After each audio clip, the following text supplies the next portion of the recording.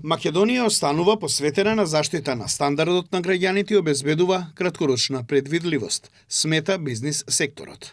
Истото мислење го делат и транспортните компании, кои велат дека мерката за намалување на акцизата е одлична мерка во време на криза.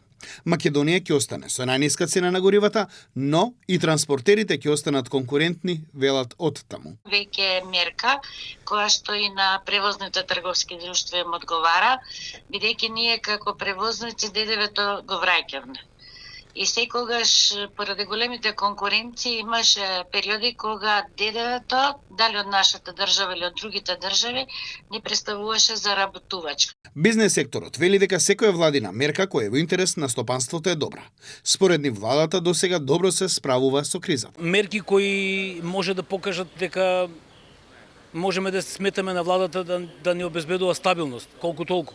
Знаеме дека владата е подготвена да излезе во пресред на економијата и на граѓаните со посебни мерки.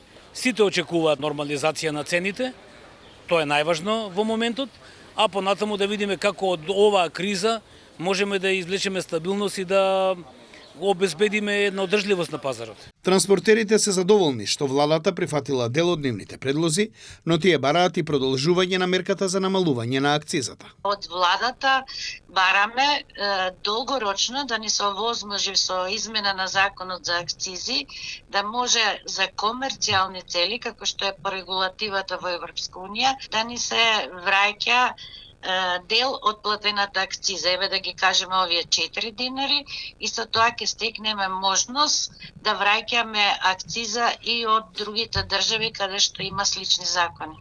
Тие сметаат дека во моментов е тешко да се прогнозира на долг рок како ќе се одвиваат настаните во светот, но бизнисмените и транспортерите се убедени дека државата ќе продолжи со навремени реакции за заштита на бизнис секторот и заштита на стандардот на граѓаните.